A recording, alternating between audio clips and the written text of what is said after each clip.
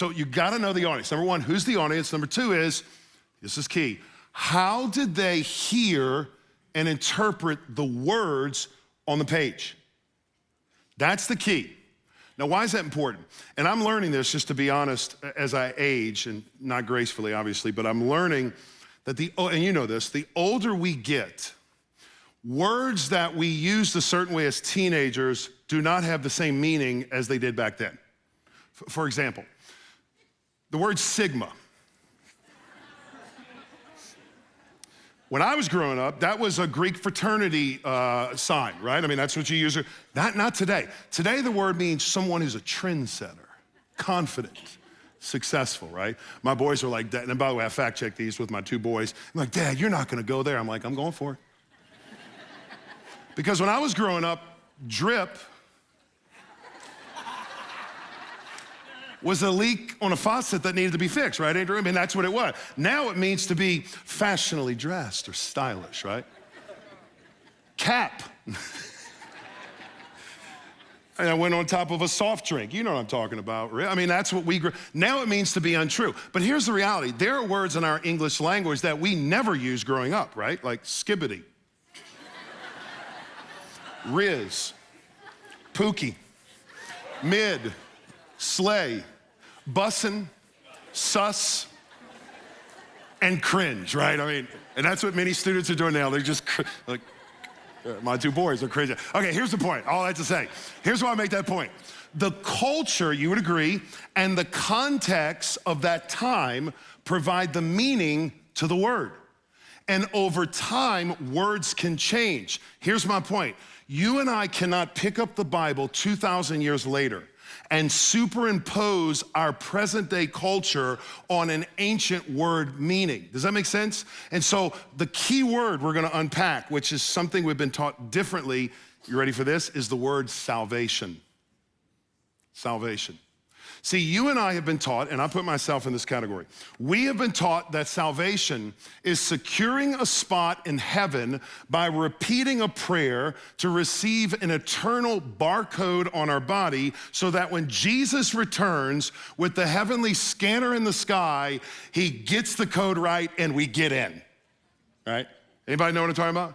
Get your ticket now before flight 777 is boarding for Beulah Land. Anybody know? I mean, you know what I'm talking about?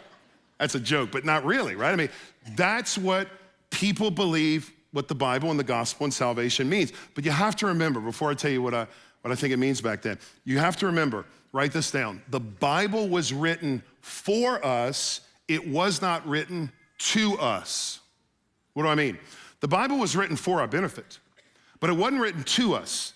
And if we try to think that the Bible was written to us, we miss the point and we cannot apply the text. Salvation for the modern Christian today means what? Something personal, something individual, something me-centered. You need to be saved. You don't want to go to hell, right? And it's part of it. But the question that we have to ask and answer is, what did the word salvation mean to them 2,000 years ago? If you were raised in a Jewish Hebraic context, the word was corporate, inclusive, and collective for the nation. Very different. Here's another word for salvation, write this down. The Jewish ear would have heard deliverance. Deliverance. In fact, deliverance for liberation. Again, I go on and on, sidebars here, and I don't want to, but look this one up. This will keep you on a rabbit trail. Why did Jesus die on Passover and not the Day of Atonement? This will really mess you up in a good way. There's things I think about. Why Passover and not atonement? Day of Atonement. You would think if he's the justification sin of the world for the sin debt, you would think it was the Day of Atonement, but he didn't. He died on Passover. Why? Because the message of Jesus' death is not one of just penalty from sin being free. The message of Jesus' death is that he redeems you to liberate you for freedom. You see the difference? It's not just saying a prayer to go to heaven.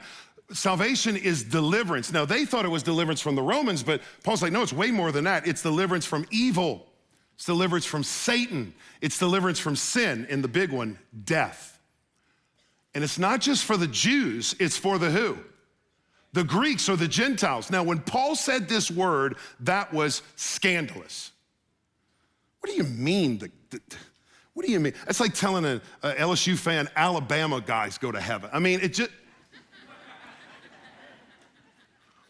I mean, it just doesn't compute, right? You know what I'm saying? But you didn't get the point. It's like, what do you mean? Greeks and Gentiles go to heaven? It was scandalous. But Paul is not thinking, coming close, of salvation as an individual soul entering heaven in a disembodied state for eternal bliss. That's what we think. Paul, you're gonna love this. Paul has something way more profound in mind.